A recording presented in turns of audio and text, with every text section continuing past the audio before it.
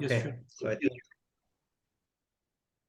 okay, well, good evening, everyone, and thank you for joining us in this exciting talk. I hope that you enjoyed the great lineup of talks that the Deanship has organized for us during the reporting week activity.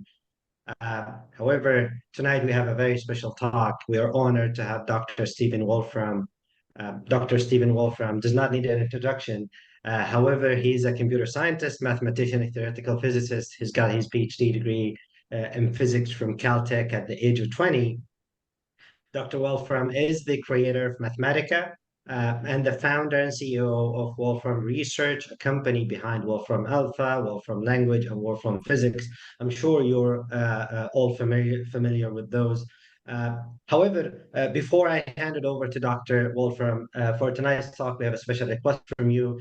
If you can turn on your cameras, as this will be an interactive session, we would appreciate that. You may also post your questions in the chat for Dr. Wolfram, or you can raise your hands at the end of the talk to ask your questions verbally. So without further ado, I hand it over and I warmly welcome Dr. Wolfram. Hi, thank you very much. Let's see. So your topic is AI, the good, the bad, and the ugly. Interesting. Well, it's been interesting for me to kind of see the progress of what gets called AI over the course of now nearly 50 years. And sort of interesting because, AI as a topic originated in the 1950s. Neural networks, one of the approaches to AI originated in the 1940s. Kind of computing really originated in the 1950s. And what happened early on in the history of AI was people said, well, there are these particular kinds of things that if computers can do them, we'll know they're smart. And a couple of important things of that type were being able to do symbolic mathematics and being able to answer questions through natural language. Another one was being able to generate language and have a conversation.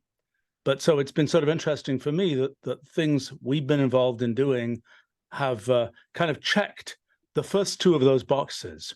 In 1988, when we introduced Mathematica, kind of one had this transition from a time when the typical theoretical scientist would be, looking at integral tables themselves and doing pencil and paper calculations, to a time when the typical theoretical scientist was able to use Mathematica to do computations directly themselves, so to speak. And we got to the point where sort of the first check mark of AI of yes, we can do symbolic mathematics was started to happen over the last 35 years. We've greatly raised the bar on what it means to be able to do symbolic mathematics automatically, and that's a whole story in and of itself in the development of Mathematica.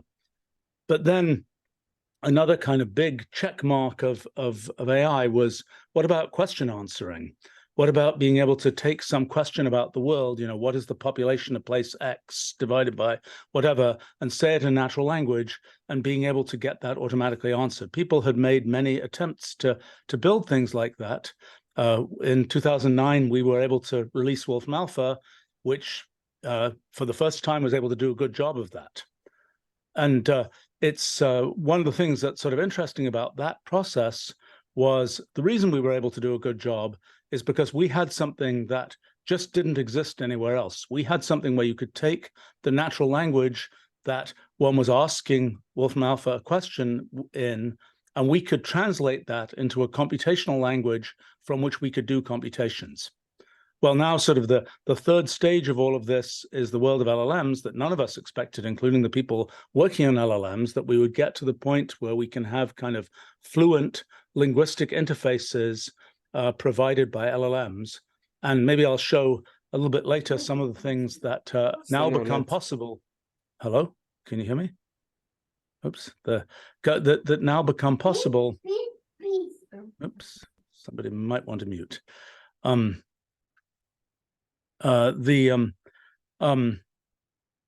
now become possible by combining kind of the big technology stack that we've created around computational language with what's possible with LLMs. And it's I think the most significant thing there, which we'll talk about quite a bit perhaps, is the fact that the LLMs provide kind of a new type of on-ramp for access to computational knowledge and computational intelligence that allows kind of from the sort of the most elementary students, the most kind of consumer types of people, allows them access to kind of the sort of true power of computation. Well, maybe I should say a few things about kind of what. So let's see, where should we start? We can start off just by perhaps I should ask. Well, let's just start off talking a little bit about what it means to compute, what this kind of idea of computation is all about, what potential it has. And I think the thing to kind of understand is that for sort of every field of inquiry that one might have, from, you know, archaeology to zoology, the question is, how do we advance those fields? And the answer tends to be, we make a computational version of those fields. For every field X, we develop a computational X field. And that sort of becomes the future of that field.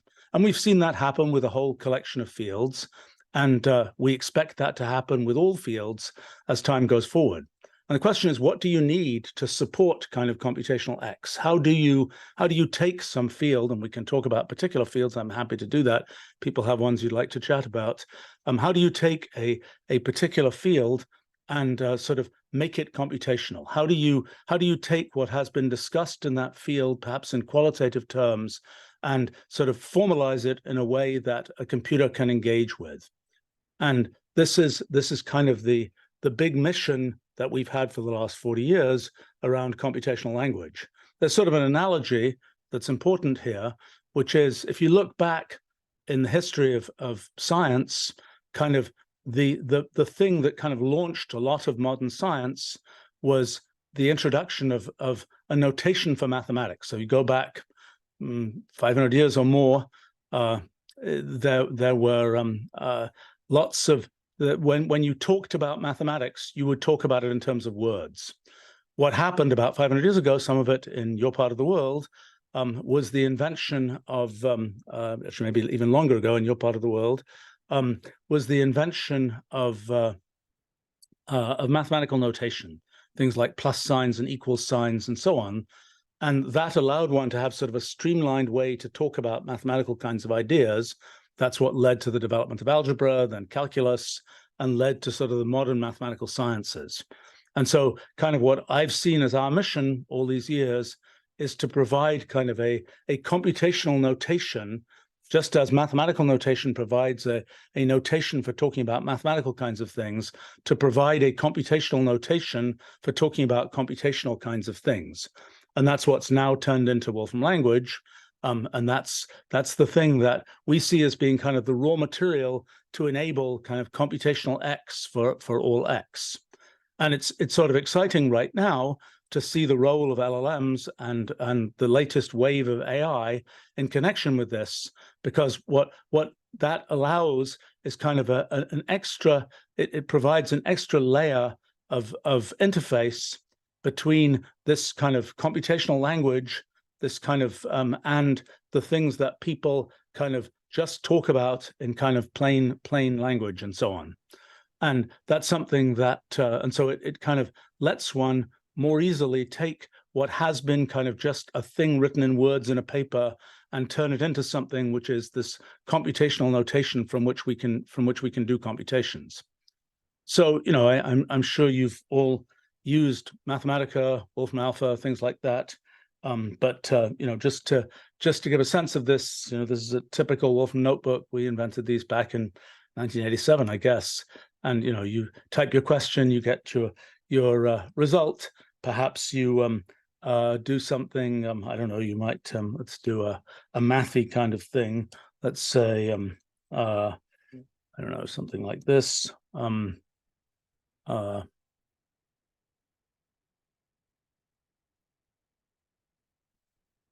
we can I don't know. Let's make that something a bit bigger. Okay, and we can we can do all those kinds of things.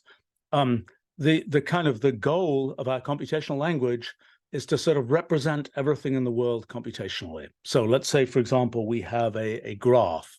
We can just say make a random graph, 100 nodes, 200 edges. There's a graph.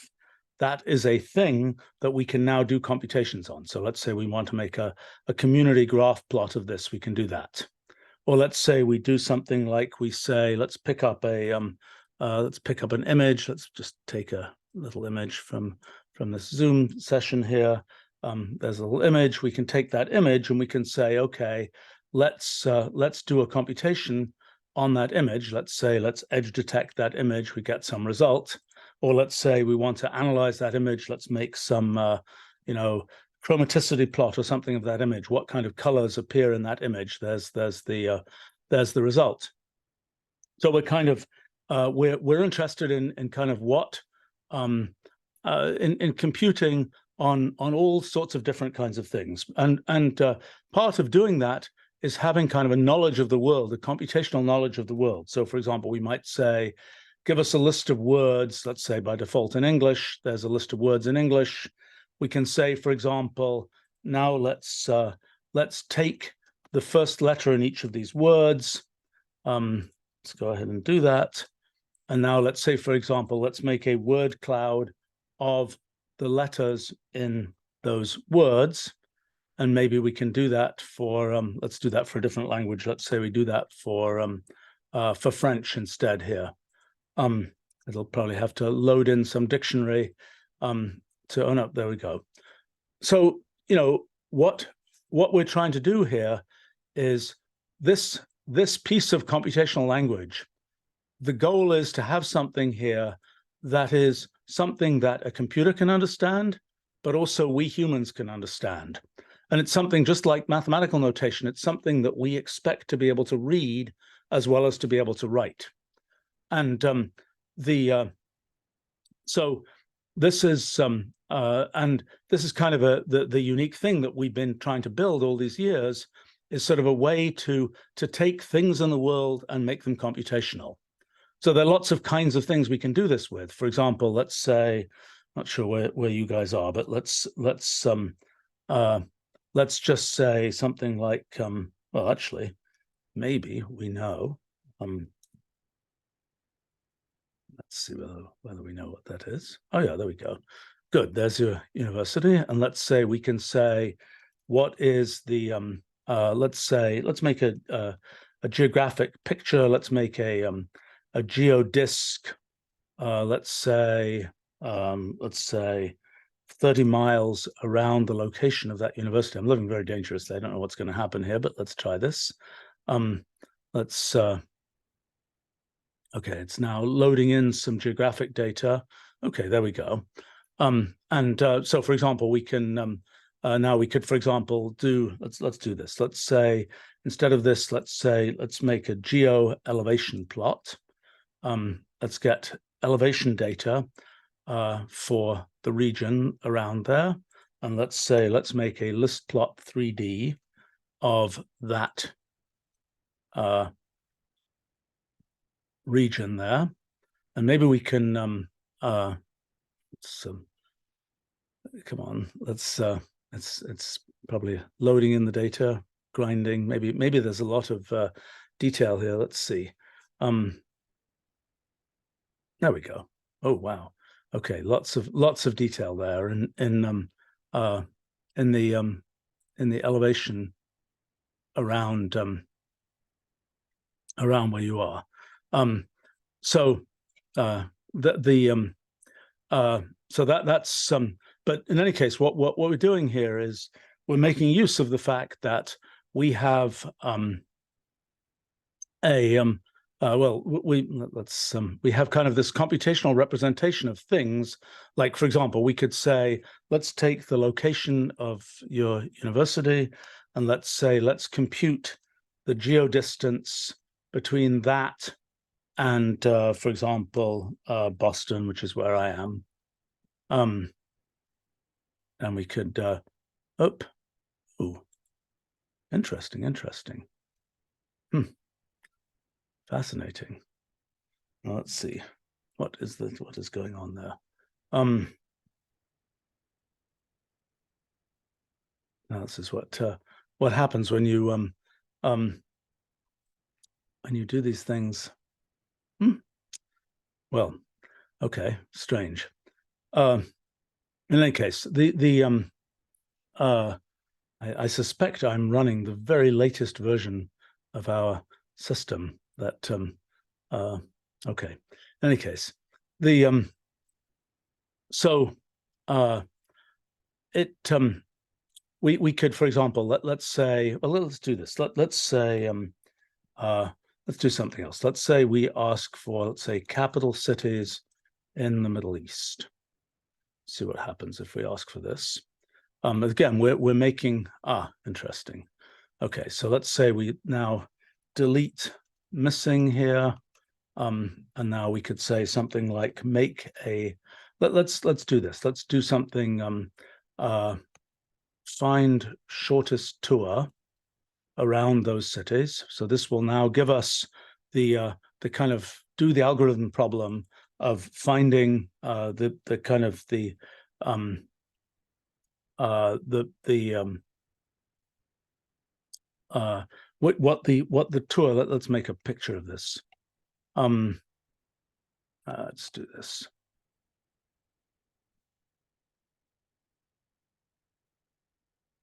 Okay, so that shows us this shortest tour found by sort of doing the combinatorial optimization of working out in which order you can visit these particular places. And I suspect there are many options that we give. I'm sure if I went in and clicked here, there are many options for what exactly counts as Middle East and what counts as a capital city and so on, but I didn't pick any of those here. So in any case, the kind of the goal in all of what we're doing, the goal is to have a kind of computational representation of things in the world. So, for example, I don't know. Let's try something in chemistry. Let's say we say, you know, what's a good molecule? Let's say, is this a molecule? Yeah, okay, that's a chemical. So let's say make a molecule that is dodecane, and let's get a representation of that molecule. It's a rather boring looking molecule. Let's say, and now we could say, for example, let's make a 3D molecule plot of that molecule. And we can go ahead and do that. Maybe let's try and get a more interesting molecule. Let me see. Let's try isomers. I'm not sure if this is going to work. So notice what I'm doing here is using natural language. Let's see, isomers of C16. Is that going to do anything useful? Let's see whether that works. This may be a huge number. Maybe C16 is okay. Oh, there we go. Okay, so there are now two molecules here, and now I could say molecule plot 3D of each of these molecules, and I'll get, oh, that's interesting. Okay, I'll get this strange ring molecule and this linear molecule. I think maybe I asked it a strange case here. And perhaps what we could do, we could take this molecule here, and we could say, for example, of that molecule, we could say, give me a, actually, let's take this molecule here. Let's take this first one here. And let's say, give me a graph of that molecule. Not terribly exciting in this case, but what's important about that is that we're now able to take that graph and we're able to do graph theory computations on that graph. So, for example, I could say, I don't know, not very exciting, but I could say something like graph 3D, make a 3D rendering of that graph, and then we'll get a 3D version. It's not too exciting in this particular case, but that's kind of the idea. So sort of the notion is to be able to take all these different domains of knowledge and make them computational.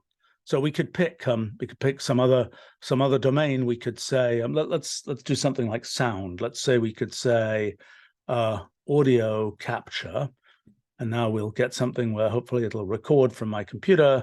And let's say, hello computer, can you understand what I'm saying? So now it will get that. And we could say, make a spectrogram of of that sound, and that's a spectrogram of what I was saying. Now we could take that, and for example, we could say speech recognize, and that was on line 31. So we can say speech recognize that, and it will now use machine learning to try and understand this this audio and produce a result. Let's see what it says. Oh, it's taking it. It's having. Oh, it has to. It has to download the neural nets because I haven't used this particular thing on this computer. All of this happens locally, so it has to download the neural net that it's going to use for the speech recognition, and then it will be able to actually do the speech recognition. Hopefully. Okay, running speech recognizer. Okay, finalizing language output. Okay, all right. So then it managed to figure out what I was saying. You know, I could do all sorts of things here. Maybe I could let's do the following. Let's take that picture we had up above here, and let's actually run a piece of explicit machine learning. I could say image identify of that picture, oh, it's got to load the network again. And they'll probably say, okay, it says it's a person. Let's say we're curious how it figured that out. We could say, get a net model that is the Wolfram image identify net, and then I could apply that to this picture here. And but let's not do. Well, let's see. Actually, let's see what the network itself is. So let's just look at that network. And that's a, oh, come now. Okay, there we go. That's a network. We can open this up and we can see, oh, this is an actual neural net. We can look at all the details of this neural net if we want to. We can dive in, and if we're really curious about sort of how the thing works inside, we can go and dive into all these pieces about the whatever this is, some convolution layer and so on. But now we can just take that neural net and let's take just the first I don't know, 5 layers of the neural net and apply it to that picture. Okay, what do we get out? Well, let's see. Maybe we can just make a bunch of images out of that. Okay, so what's happened here, that's showing kind of what's happening inside the mind of the neural net as it tries to decode this image. We're showing sort of what do the internal layers of the neural net look like as it tries to decode this image. So these are, and there are lots of different kinds of domains of knowledge that we deal with. So, for example, if you're doing, let's do something. Let's try. Well, lots of kinds of things. Let's say, for example, we're doing something in geometry, or we could try something like. Let's see whether I can do this. Let's see whether this works. Let's take Saudi Arabia. That's now a symbolic entity. And let's see if we can work that out. Okay, there's a polygon.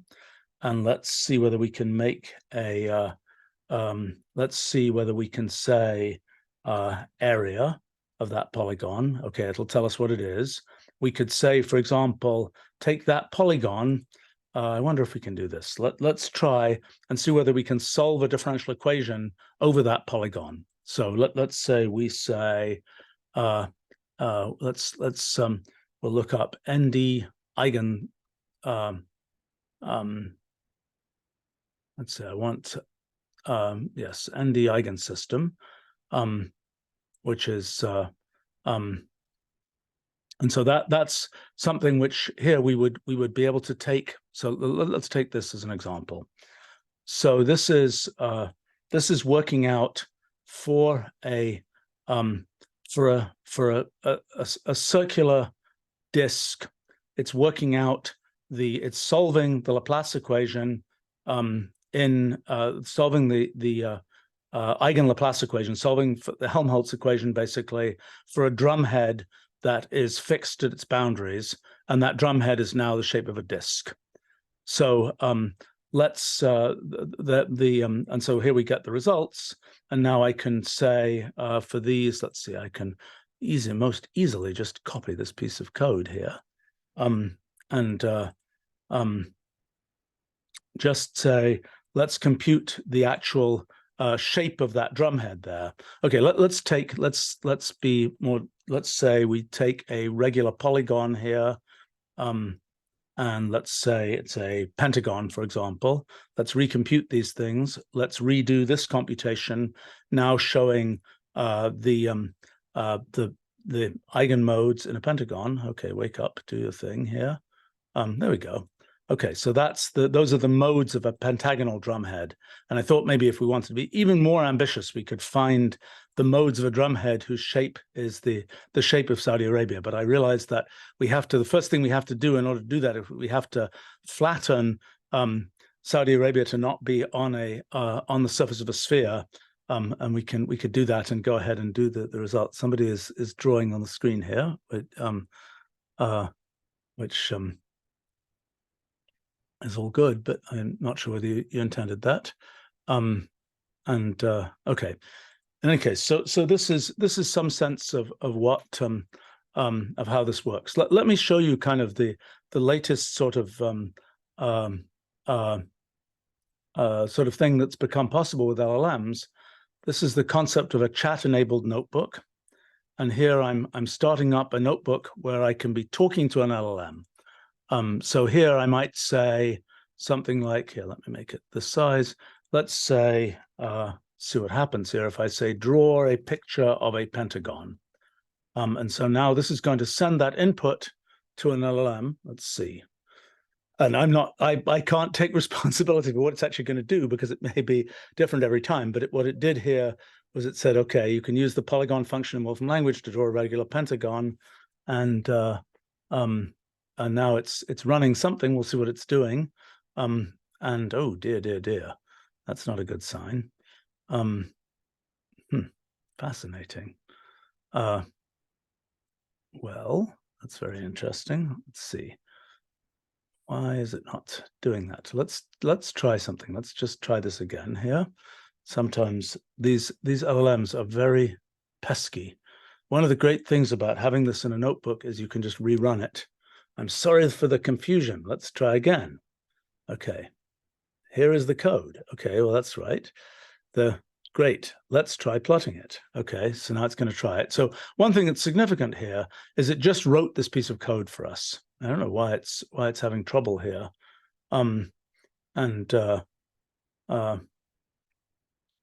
Actually running it. Well, that's very odd. Let me try something here. This is the life of dealing with LLMs, which are not as one of the great things about dealing with software like ours that has been developed for the last 35 years and has stayed nice and compatible all that time. It's a very solid thing. You're not dealing with some semi-open source, distant creature. In this case, we are. So let's try this again. Let's try starting this again. Let's see what happens if we just start from scratch again. And let's go ahead and do that, and see whether the creature behaves better the next time around. It's also very strange. This is running so slowly. Why is that happening? Sometimes the thing that happens is that Zoom gets in the middle of all of this. Hold on one second here. Well, that's a very bad sign, because it's running incredibly slowly. Let's just see what's happening here. Let's see what's happening. No, that's not what I want.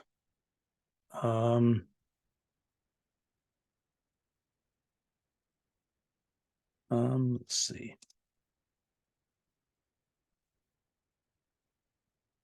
Hold on here.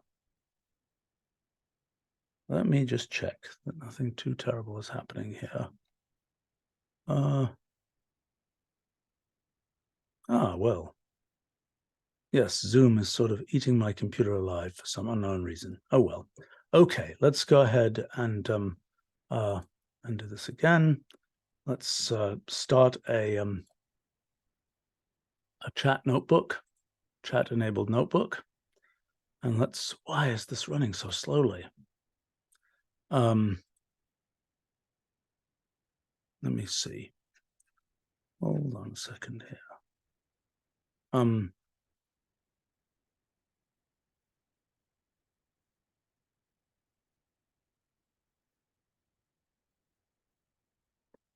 Let's try this again. Okay, let's see if it works better this time around. You never know what's going to happen with these things. Okay, let's say draw a picture of a, well, let's try a heptagon this time. And then hopefully, okay, great, nice. Okay, now let's see if this works this time. Hope for the best. Otherwise, something is broken here. But even if this doesn't work, we can, oh, what is going on here?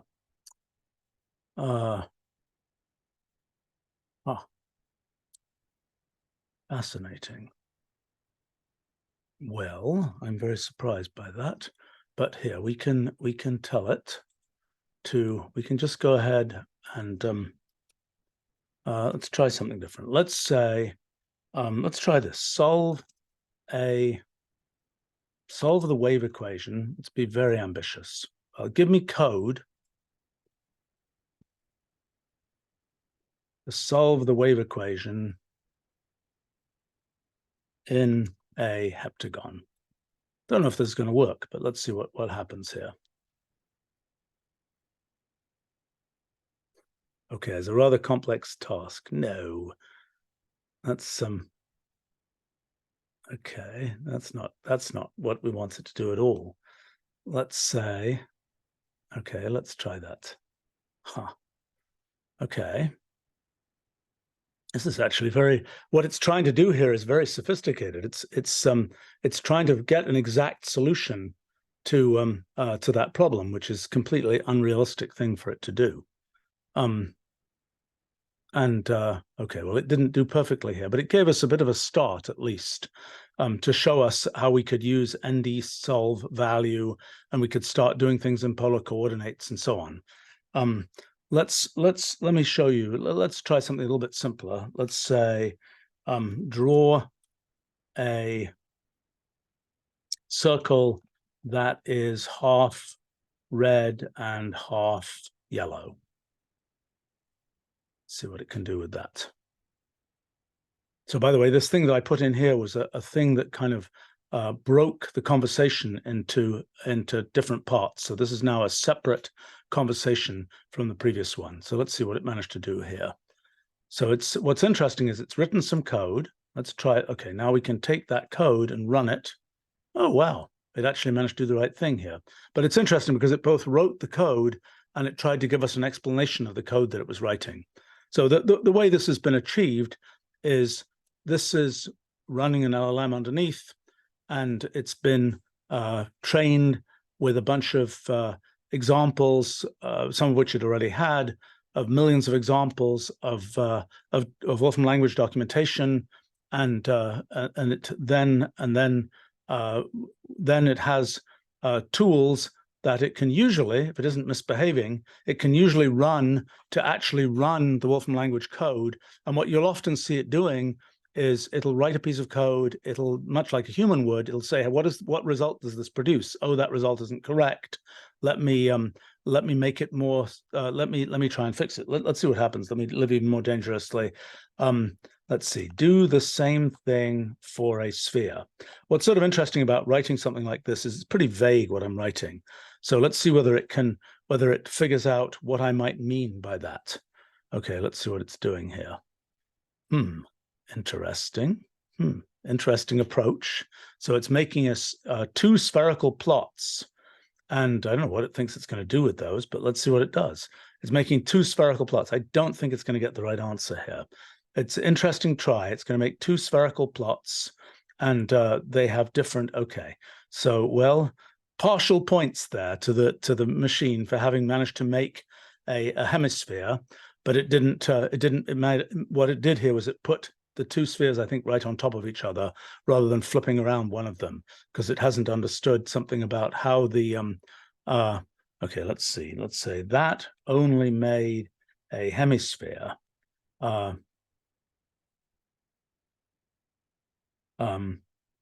Let's just see what happens if I just tell it, oh, that didn't. Okay, I see you want a full sphere. Here's the corrected code. Okay. Well, right, but that's not giving the right answer. Let's see what this does. I think it's still not going to give the right answer. Okay, creates the yellow half of the sphere from 0 to pi, and second creates the red half from minus pi to. And for some reason, it's not producing that final piece of output, but let's try this. No, still didn't manage to do it. So we might have to explain it some more. But the thing that's important about this workflow is you get to say something just in plain natural language. It creates a piece of computational language code that you can then read. It says, let's make a spherical plot, theta from 0 to pi, phi from 0 to pi. There's no mesh. Make a plot style. It's yellow with, for some reason, it's chosen to put kind of specularity on there. And then it says, show these two pieces of the plot together. And probably we could actually figure out, I don't actually know quite why this isn't doing what it thought it should do. It must be that, let's see. I wonder if I can figure out what it should be doing here. I wonder let's see, if we say 0, minus pi to 0, why isn't that doing the right thing? Well, I don't know, actually. Let's see if we make that 0 to minus pi, see what that does. Oh, well, that's interesting. That put a red inside to that, but didn't do quite the right thing. But anyway, maybe if I put this, let's see what happens if I do that. Nope, that was a lose. Well, anyway, it's perhaps I can continue this kind of dialogue with the system. What's important here is that you're using the LLM as an interface to have it to take what you're saying, and it doesn't necessarily always understand what you're talking about. It turns it into this precise computational language that you can then work with and then build on. And this is a really good way to use an LLM. I mean, we could also just take the LLM, tell the LLM, go write an essay about this or that thing, and the LLM will have a certain amount of information that it's foraged from kind of grinding up the web, but it typically will just make things up. If you use, for example, ChatGPT with the plugin that we built with OpenAI that calls Wolfram Language and Wolfram Alpha, it has a better chance to not make things up. It has a better chance to ask our computational system what for the facts, so to speak, but it still has some chance to make things up.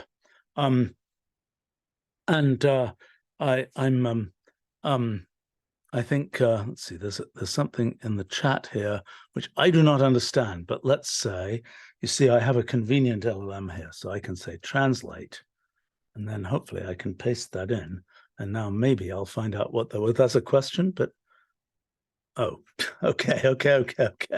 Sorry, I'm sorry, I thought that was a miss, all right, I'm sure you guys can read that and I cannot, and Got it right. It got it right. it Was asking for some registration link, and the okay, LLM okay, answered. good. Well, it did exactly the right thing. The in any case, so let's see. Well, I can tell you a whole lot about. Let's talk a little bit about. Actually, let me show you something else, which I think perhaps is of interest. If I take if I start creating, let's take the notebook that I just created. So this one here, and let's say I could do the things that I'm doing here. Actually, let me do this. Let me create another notebook here, and let me start showing how you do things. I'm using the desktop system here. Please show examples of numerical integrations of, well, let's see, we can do many such things. I don't know, we could say, very simple level, we could just say integrate. Let's take a function, let's say sine of x. Let's do this. Let's say integrate sine of x over the range x from 0 to pi or something. And it probably won't be able to do that. Oh, yes, it can. Wowee. I didn't know that was an integral that you could actually do in closed form. Well, I'm impressed. All right, I bet if I add another sine function here that there isn't a hope of being able to do that in closed form. But let's try. Okay, I can't do that in closed form. But I can always say, find a numerical value of that, let's say to 50 decimal places, and it will just go and compute that. And I could do the same thing in I could go ahead and let's see.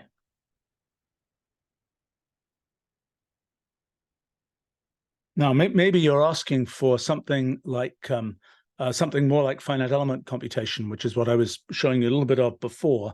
But here, let's do something non-trivial here. Let's do this. Let's make a set of random points. So let's make a random real. Let's say up to 10. Let's make 30 random real points. Okay, these are random points in space. And now let me make a convex hull mesh out of these. And now we'll have a region here. Okay, so there's a region. And so now what we could do is we could say, take that region and let's first of all, let's just say, what's the volume of that region? So let's take the region and say, what's its volume? Okay, there it is.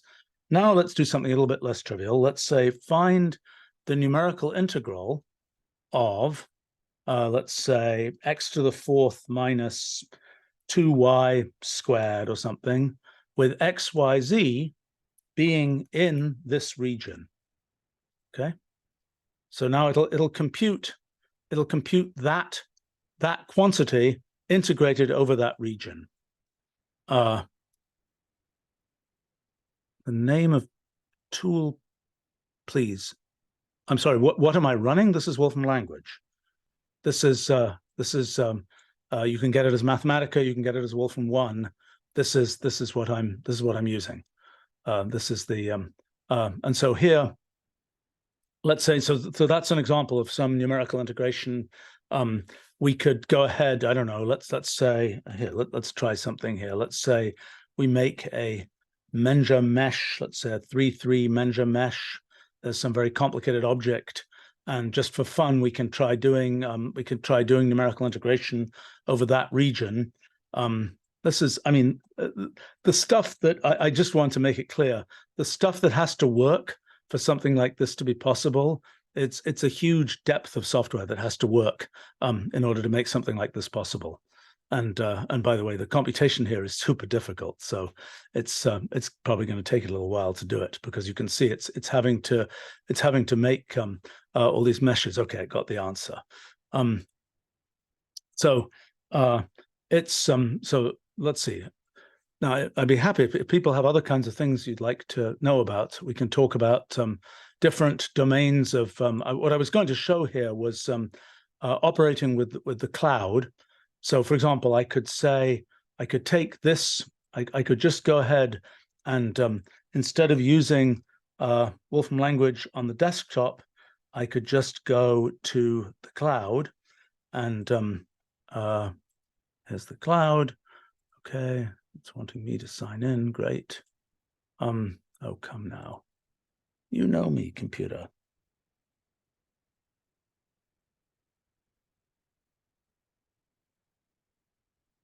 Oh dear.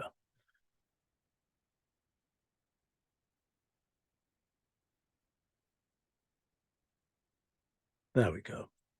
Okay. So, and by the way, you can use those chat-enabled notebooks also in the cloud, but this is now just purely a web browser. And now I could say something like, I don't know, I could start making some plot of, let me do this. Let's just make a plot of, I don't know, sine x plus sine square root of 2x, x 0, 50 or something. And I'm making that plot directly there in my web browser. Now I could take this notebook that I have here, and I could say, take that, and let's say you're doing this for students or something, and you want to, you can always annotate this. You can make a computational essay. Computational essays are a great way for people to do research and for students to do projects. We can say Menja meshes here, and we could say, you know, here is a picture, et cetera, et cetera, et cetera. By the way, you could have the LLM write some of this text if you wanted to. Now I can say, go ahead and publish this notebook to the cloud, and then I'll here it's publishing it to the cloud. I can say go ahead and publish that, and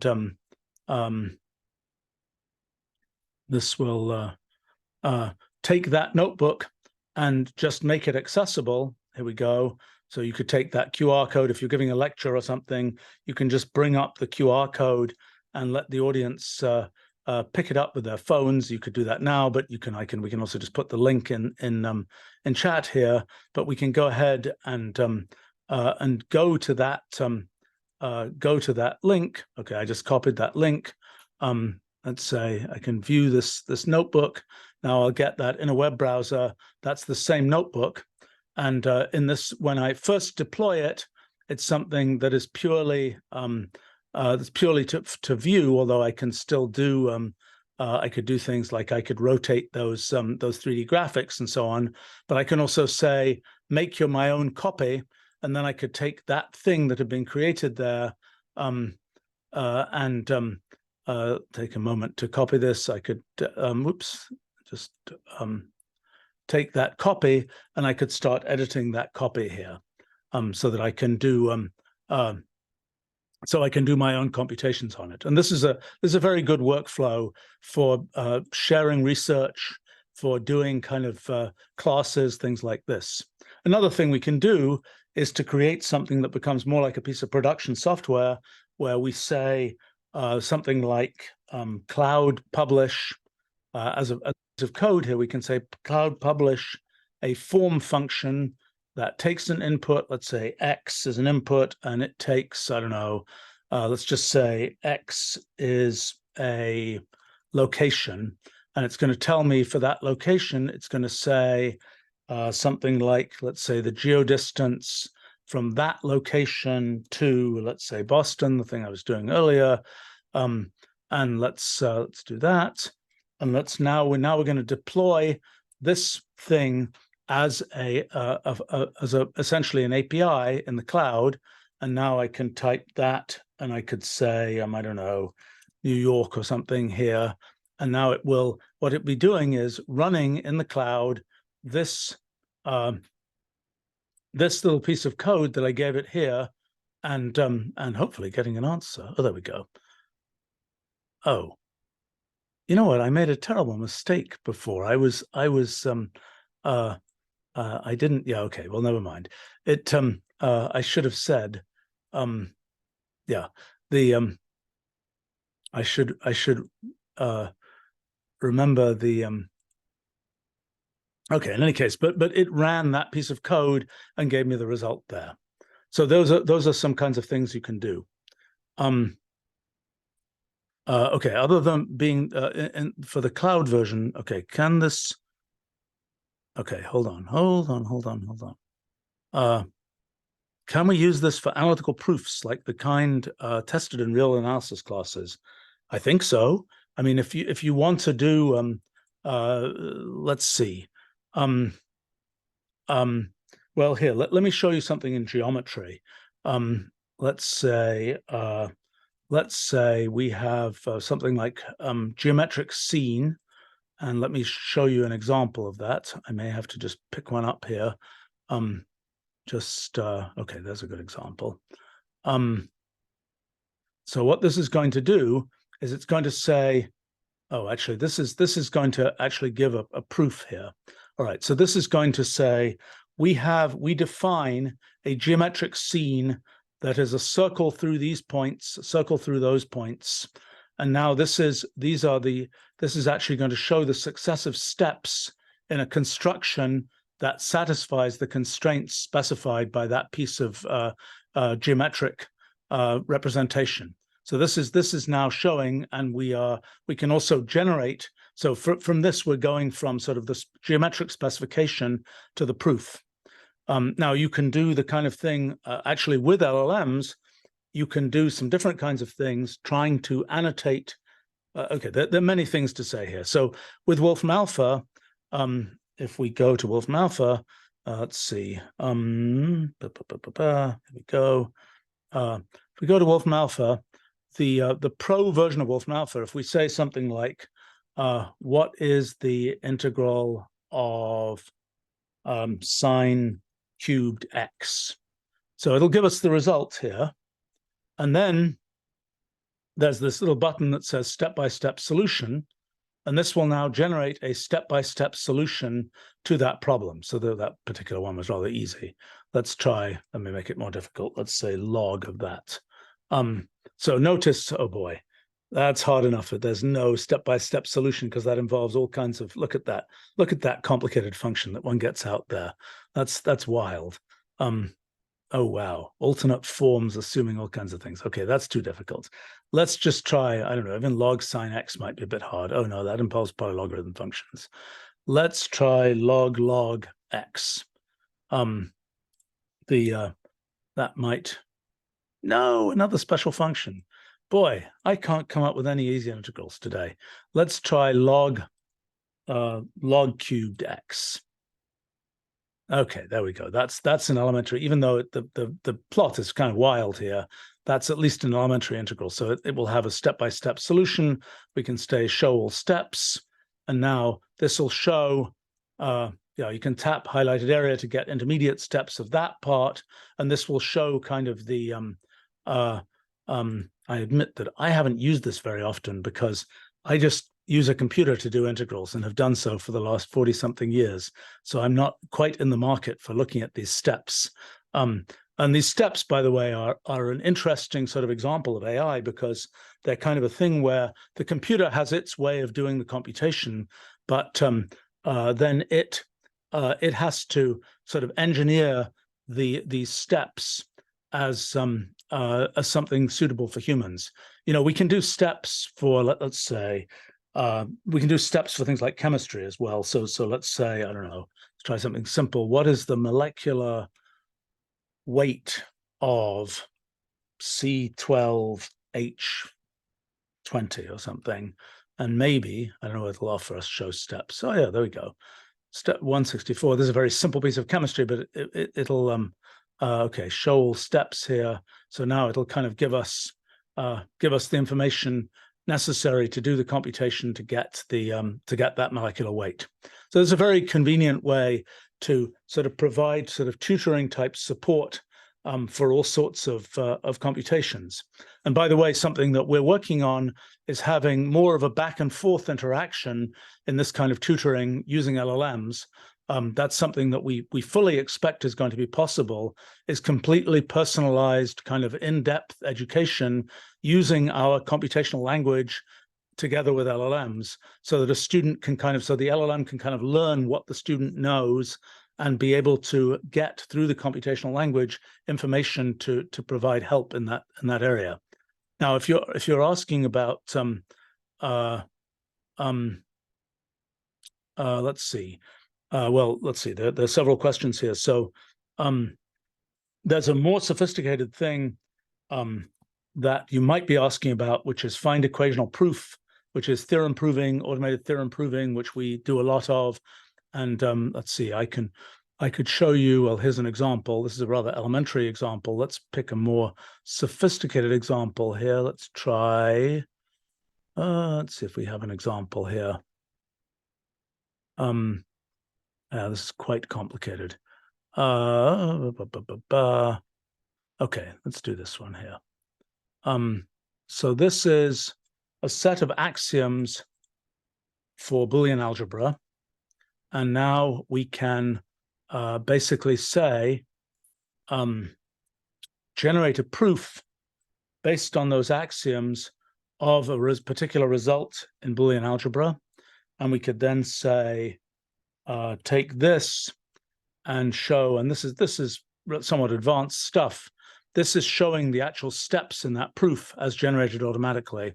And this is something of relevance in, well, if in my work in basic science, one of the things that's been sort of an excitement recently is understanding kind of the kind of a theory of metamathematics, a theory of the foundations of mathematics that's based on thinking about these kinds of proofs that can be done in this way. So, for example, let's see if I can pull one up here. You can kind of think of sort of what's underneath all of mathematics as being something that involves kind of these proofs which correspond to graphs, and you can get in some axiom system in mathematics, you can start saying the proofs correspond to the paths in these kinds of graphs, and you can then build up sort of this whole sub-axiomatic theory of mathematics based on this. This is a long and very interesting story in basic science, and you can do all kinds of fun things here. You can I don't know. That's an example of sort of the proof network of Boolean algebra. This is kind of what happens if you just generate all possible theorems of Boolean algebra, and you start picking out which are the ones that we humans actually care about, so to speak. There's a whole kind of theory of empirical mathematics that you get from this. This is now we're sort of zooming off into more in the area of basic science than these kinds of applications. But let me return to some of the questions people are asking here.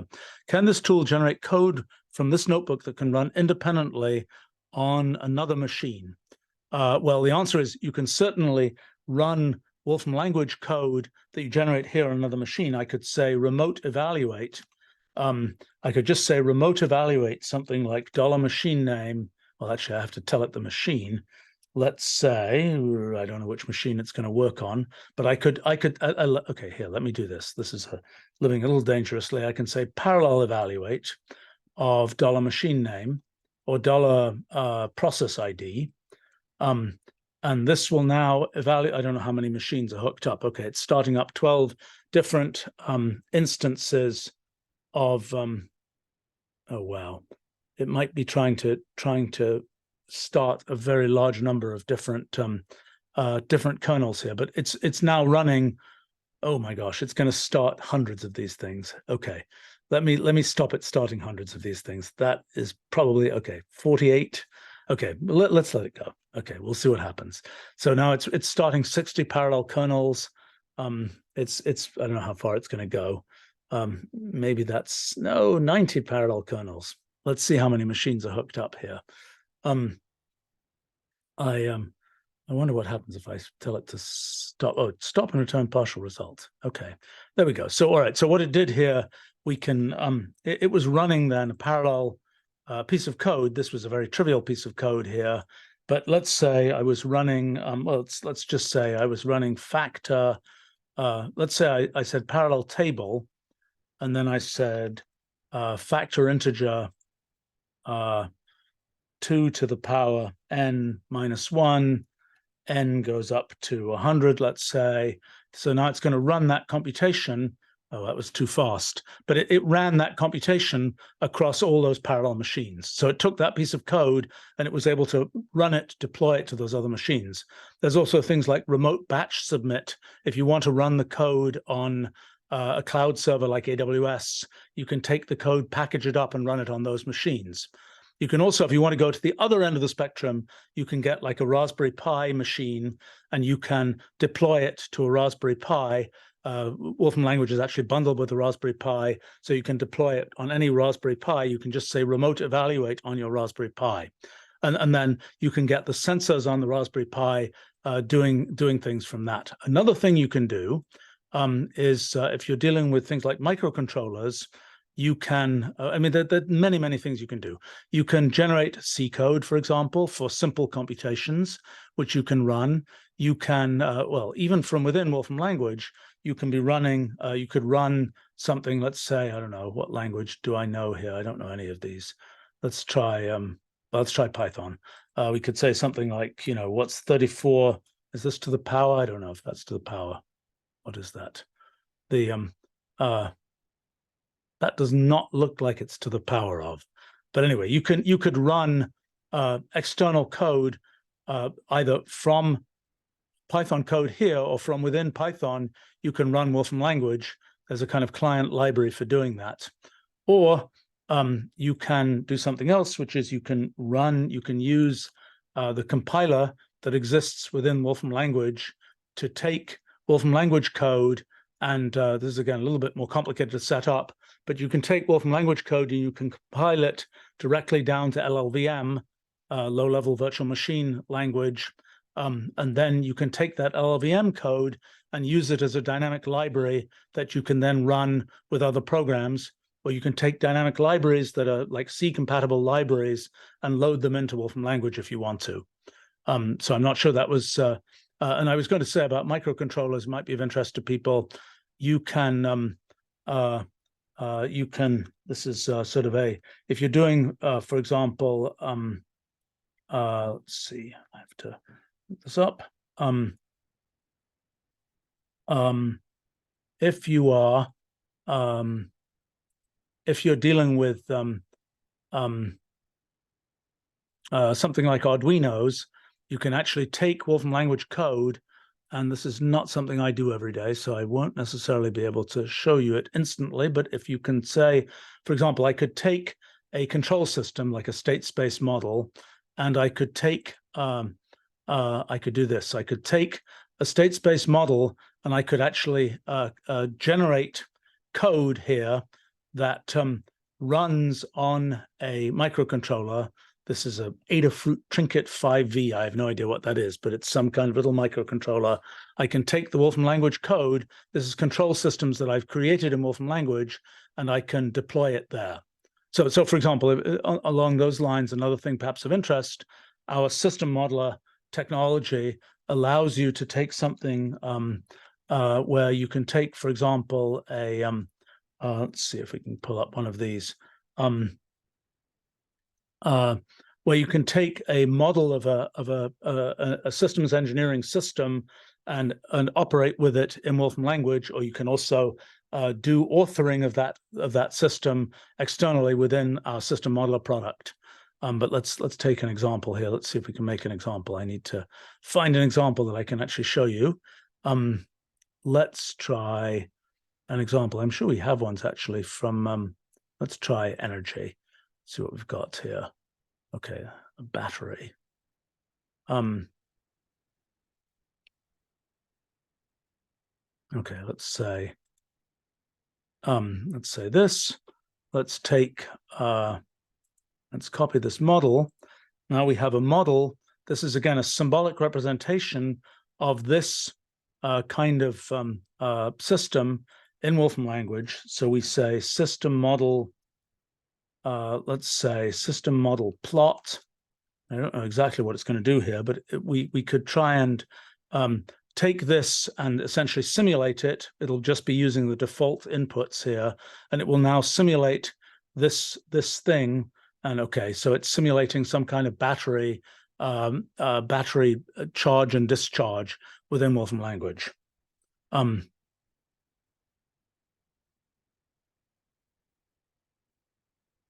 Let's see. Can this software solve open problems in mathematics? Over the last 35 years, it has solved a great many open problems in mathematics. It's been a major tool used by the world's leading research mathematicians. I mean, there are site licenses for Mathematica at basically all large universities in the US and many other countries. It is the main de facto tool used by kind of leading edge research mathematicians to solve open problems. And there's a huge list of ones that have been solved that way, which is something very satisfying to me and to the other people who worked on Wolfram language. If we look at, I don't know, we can talk about particular areas of mathematics, but I might know more specific examples. Okay, the question is, can we apply this to genetic sequencing data? Absolutely. So let's say I say something like genome data of, let's pick I don't know, I think this is a gene. Let's get a particular gene here, and let's get that gene, and we can now look at, let's see if we can get this. I don't know how big this gene is. This may be rather a big gene. Okay, there we go. There's a big gene. Okay, sorry, that was a little large. But anyway, we can say biosequence of this. And now we can, that's a biosequence. We can say biosequence, biosequence. Let's just do this. Let's say, I think I can do this. So I can just say take 10 elements from that. No, I cannot. I have to, I don't know how to do this. I was just trying to take the first 10 elements from this. And let me see. Well, let's just say I say biosequence. Let's take a protein. Hold on. Let me try this. Let me say biosequence, and let me just start typing in random letters here. Ag. Okay, I got a biosequence. Now I'm going to say biosequence translate. And this will now translate this, I hope, to a peptide sequence. I could say, if I'm going to live a little bit dangerously, let me see whether this will work. I can say molecule plot 3D. Okay. Okay, well, this was a slightly broken, because I didn't specify proper biosequence. This was a little bit broken, but it basically started to show me the actual molecular positions in that peptide. Now, another thing that's kind of fun that works right now, at least, is I could take, there is in our function repository, there's something just put in there just a few weeks ago. Let me just see, ESM protein fold sequence. And I think what I can do here, I can just type in something like this. Let's see if this works. This is using an external API for protein folding, a new machine learning model for protein folding. And let's see what happens here. This may fail horribly, but if not, we might get we might actually get a folding of the protein that corresponds to this particular base pair sequence. Oh, I should say, by the way, that one thing that is easy to do. So I'm not. We may have. Oh, there we go. Oh, wow. Okay, a very boring proposed alpha helix. I don't know if this is actually correct. But it's kind of exciting to be able to take, and actually in future versions of Wolfram language, there will be built-in capabilities for doing protein folding like this. You can also take a sequence like this, for example, and you can say sequence what is it called? Sequence align. Sequence alignment of, let's say, that sequence together with, let's give it a different version of that sequence with a couple of mutations in it here, and now it will show us the sequence alignment, and it can do this obviously for much larger sequences, to do those kinds of things. And we can also read and write things like FASTA files. So you can take, I've done this with my genome, for example. You can, take your genome and start reading those kinds of things in and start doing things with it. So those are some other kinds of things that that one can do. Let's see. Does Wolfram publish books on using Mathematica in specific fields? We published a few books, but there have been, I have a huge collection of bookshelves of all the books that have been published over the last 3 decades of using Wolfram language in a lot of different fields. We've published a few books. There's one that is kind of a book that, let's see, that I wrote, which I could pull up for you here. That is, let me just pull this up for a second. Here we go. This is just an elementary introduction to Wolfram language that is aimed actually at students and others who don't necessarily have mathematical knowledge, and it's kind of an introduction to sort of computational thinking and computational language, that kind of in that kind of way. So Now, I will say that in terms of sort of where one goes from here and how one thinks about sort of maybe I can just, I don't know, should wrap up very soon here, but just in terms of sort of what this all means for what one should teach. And as I said, I think that the place we're really going is computational X for all X. And this is kind of the language that makes that possible. This is the computational language that allows you to express things in all these different fields in a computational way. And it's very different from what people have done with programming languages like a Python or an R or a Java or a C++ or something like that. Those are languages which are intended to sort of specify to a computer what the computer should do. Our goal with our computational language is to take the things that exist in the world, whether they are information about I don't know, all the geographic data that we have, or all the historical data that we have, or all of the data about languages, or all of the algorithms that we have, take all of those kinds of things, which are the kinds of things that we humans kind of think about and talk about, and make those computational so we can build on those things to create, to make progress, so to speak. And I think the big challenge is now to think about sort of in the modern world, where so much of the mechanism of what's done in different fields can be automated, can be delegated basically to AIs, what what now is kind of the role, what should be the role of kind of education in a situation like that? I think a couple of things are true. I think the thing that is sort of crucially important is to teach this idea of computational language. It's kind of the way that we get to formalize things in the world and get computers to help us make progress. I kind of see it as part of a very long chain of development in kind of civilization, actually. I mean, if we go back, the first big thing that really kind of launched our species was the idea of language in general, the idea that we could actually have sort of a symbolic representation of a thing. We could say, this is a table, this is a chair, something like that, with words. And we didn't just have to point at a thing.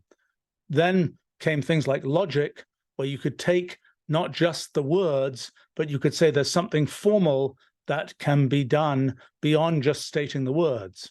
And then kind of came mathematics and kind of the idea of formulas and things like this as a way, and equations as ways to express things about the world. And then basically we have this idea of computational language, of expressing things about the world computationally.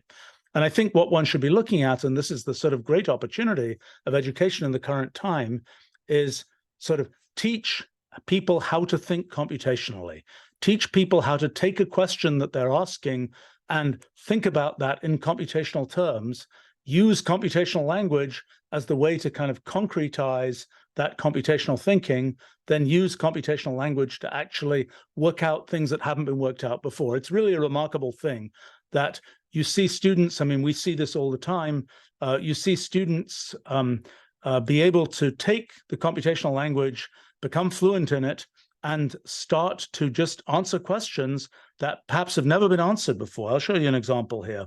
We run a summer school every year, and this is something actually that some people have been. This is from the summer school this year. This is for sort of grown-ups, so to speak, of students, usually college students and graduate students. And this is these are some of the projects that those folks were able to do in 3 weeks using computational language. So all sorts of things about, well, gosh, I don't know, remote sensing and large language model analysis, chemical networks, network packet analysis, et cetera, et cetera, et cetera. Actually, perhaps even more impressive is what happens with our 2-week summer camp for high school students. This is, let me show you. Did I bring up the right thing? This was this year's summer camp project. You can find these pages. Perhaps somebody can put them in chat. It's pretty interesting to look at what kinds of projects it was possible for students. I think we even had a couple of students from your part of the world, actually.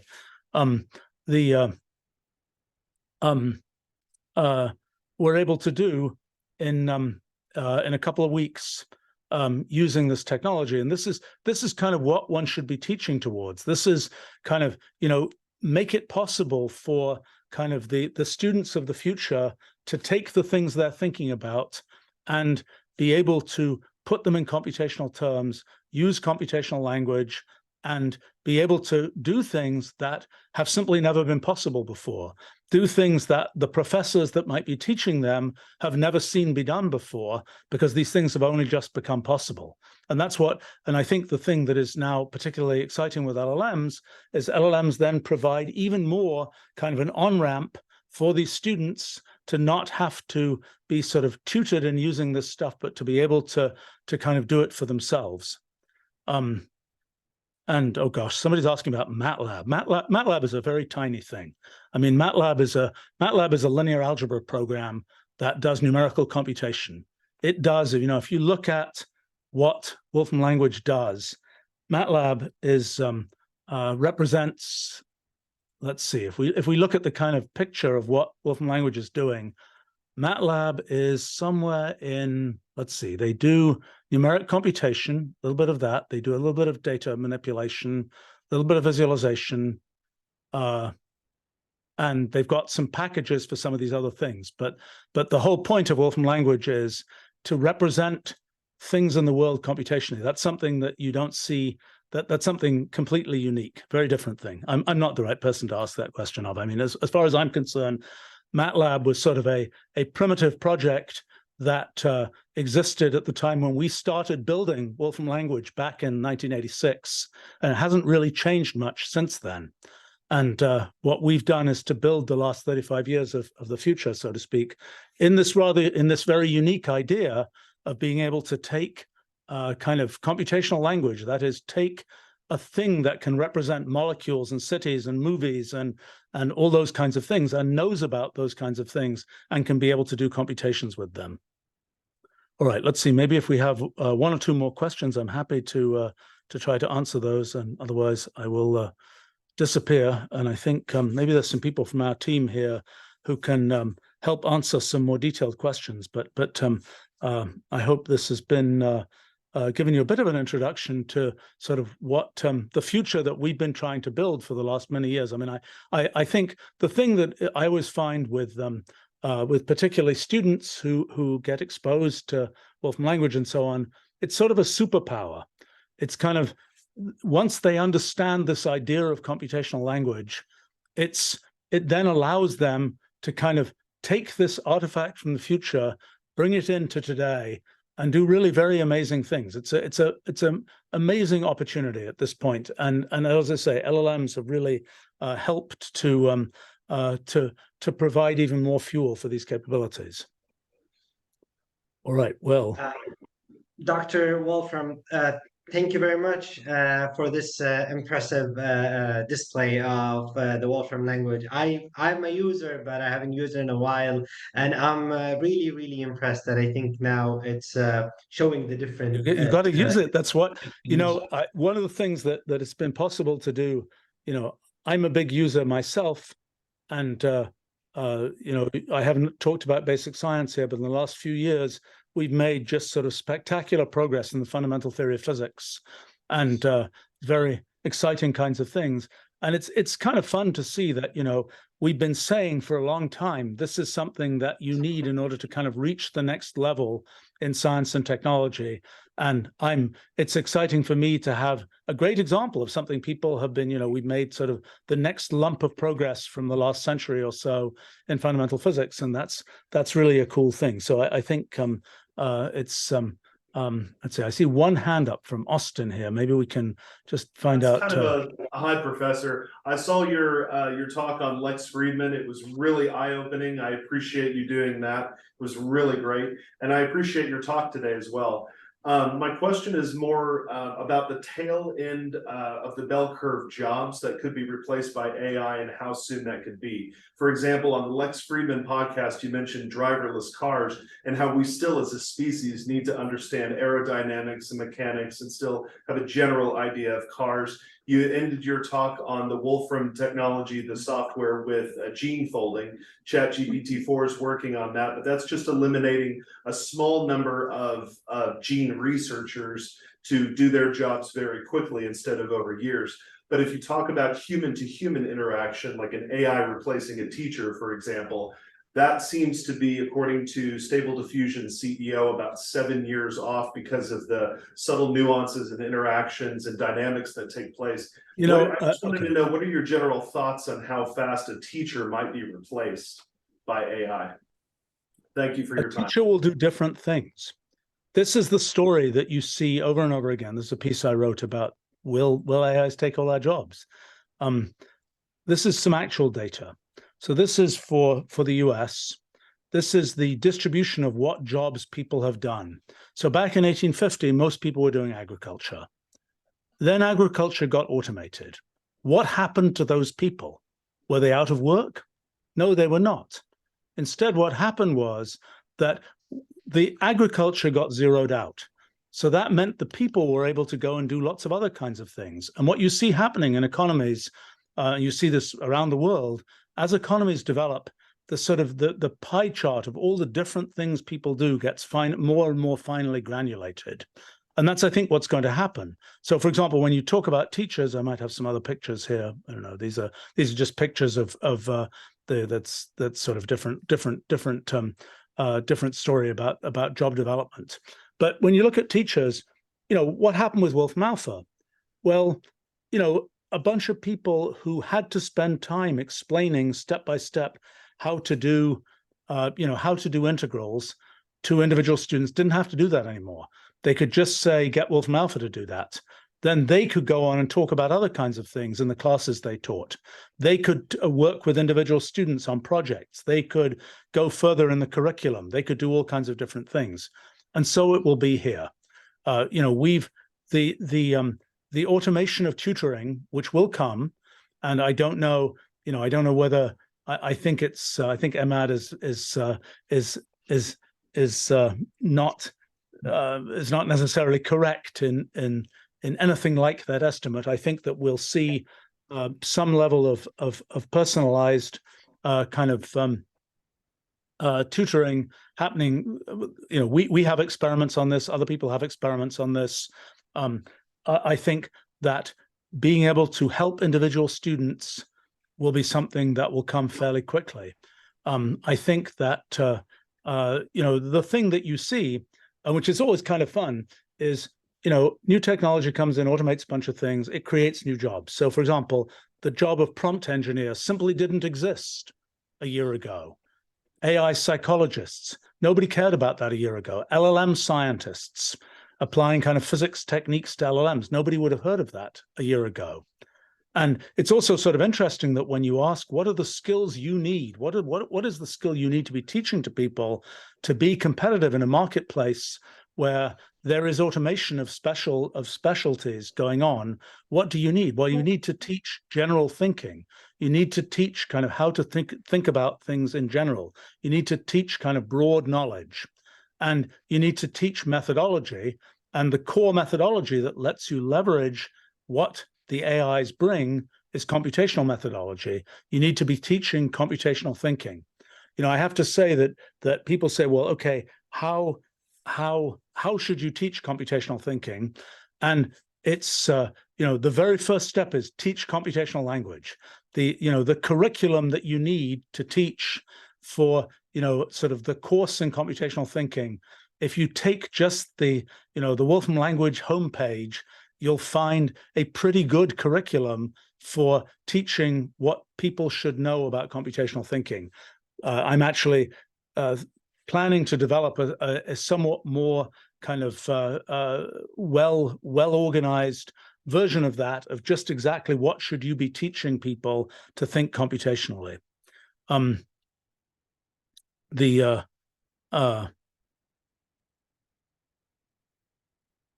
Let's see. So Sarah maybe is asking the guest that the prompt engineering of this tool is not user-friendly. The innards of how the system is prompted to interact with the LLM, that's kind of complicated. And I think it's kind of a fun fact that if you want to be a great prompt engineer, the question is, what should you know about? Should you know about computational linguistics? What should you, or should you know about something quite different? The answer seems to be, if you are good at expository writing, you will have a good chance to understand how to do good prompt engineering. Explaining things to humans turns out to be a very similar problem to explaining things to AIs that got trained from things humans had to say. All right. Well, I think we should wrap up there. So thank you very much. And it was nice to chat with you all. All right. Thank Bye you from me. very much, Professor Wolfram. Thank Thank you, you, for Professor. Thank you so much. we appreciate the talk and the demonstration today. I'm sure we wanted actually to have questions towards the end, but we had questions in the middle. So this took the entire duration for the talk, which was great. I thank everyone for their attendance and their activity during the talk. I thank the team from Wolfram as well. Of course, we extend our thanks to the Deanship of Academic Development for organizing such a talk. And please stay tuned for the reporting week activities for more talks that you can find on the website. Thank you very much and have a good night. Have a good night, everybody.